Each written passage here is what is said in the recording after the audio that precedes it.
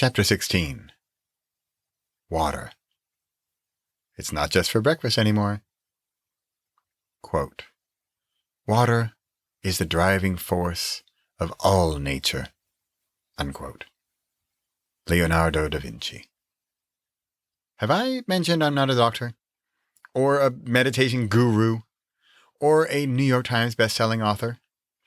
Yet here I am, light, joyful, fulfilled.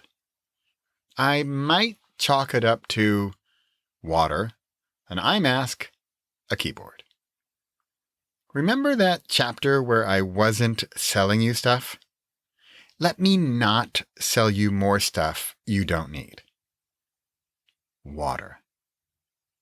I'm feeling the urge for yet another disclaimer. Quote, I'm not a doctor. I get queasy at the sight of blood. I think water is a magical wonder medicine. Like I said, don't believe anything I say without consulting someone who knows what they're talking about and has shellacked diplomas from reputable institutions of education in every profile photo. Unquote. The author. But back to water. If you don't add soda syrup, I do this regularly, don't do this regularly, to your water, it's really all you need for intermittent fasting. Did you read the disclaimer? Please go read books or watch reputable videos about intermittent fasting so you don't break something. But I'm here to say that I love water. I drink a liter every morning. I've even made something of a ritual of it. If it's basketball season, I'll watch a 7-minute NBA highlight on YouTube and drink my water. If I haven't finished my water when the video is done, I chug down the rest of it. If you don't do anything else in this book, this one tiny little thing every single day has been such a wonderful discovery for me. It cleanses me, literally. It energizes me, and I actually like drinking it. Bonus water tips. You read the disclaimer, right? When I'm skipping a dinner, I drink more water. My family thinks it's fairly antisocial. It is. But I'll sit there at the family dinner with my bottle or glass of water while they eat. Sometimes I'm hungry and want to eat. Most of the time, when I'm really into my fasting, it's fairly easy. I'll go to bed early. I might have another bottle of sparkling water. Yes, I know, some say don't drink so much sparkling water. Have you read the disclaimer? I'm not saying you should do this. I'm saying I do this and it works for me. Your mileage may vary. Another water secret. This one is a little silly, and some might even find it annoying, but if I drink quite a bit of water at night, say more than a liter, I'll have to wake up earlier to go to the bathroom. If it's past, say, 4 or 5 in the morning, and I didn't have dinner the night before, guess what happens? I'll get up. By the time I'm back to bed, more often than not, I'm feeling rather awake. Usually rather awesome, and I'll head downstairs for meditation.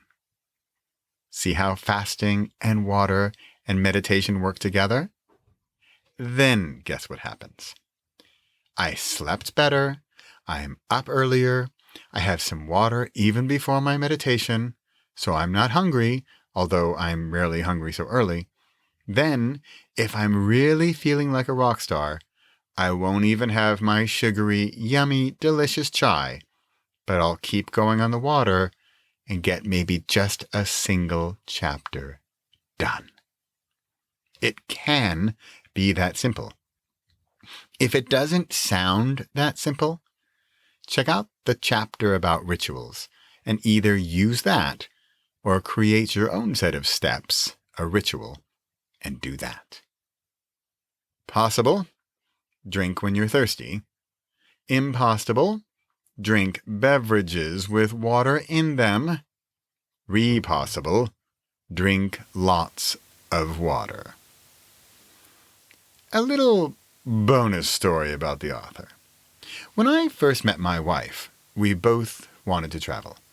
In fact, it's the mutual love for travel that brought us together. It keeps us together as we still travel as much as possible. We were living in Amsterdam and we went on a weekend trip to Belgium. Then we went for a longer trip to France. We both wanted more.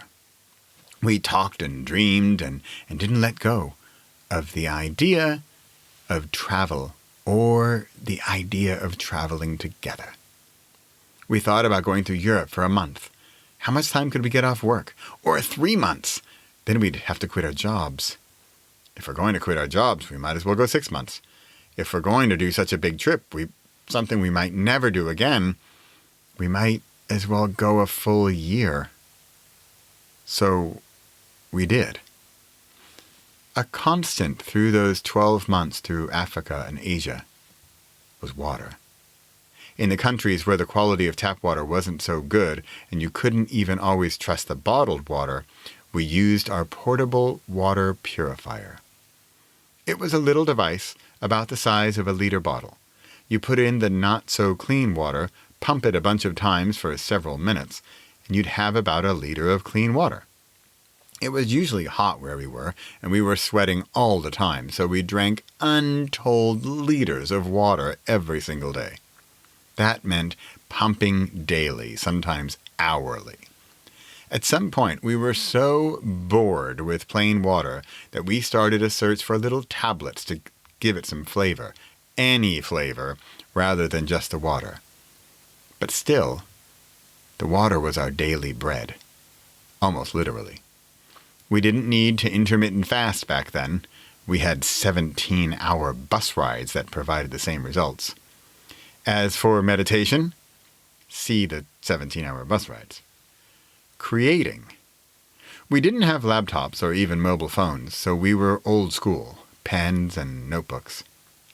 As I write this here today, in the book that has become so much more than I thought it would be, I see the similarities from the past with the present day. Back then, it was long bus rides, lots of water, little food, and maybe a rumbling snooze on a rickety bus in Zimbabwe, and a frenzy of trying to write it all down with my 4-color Bic pen. Today, I have to make more of a ritual of it. The intermittent fasting, the waking up early, the eye mask, the guided meditation, writing, then hitting record on my phone. It's a different time, a much different place, and a different mindset. But the ritual is there. The water is there. The results are there.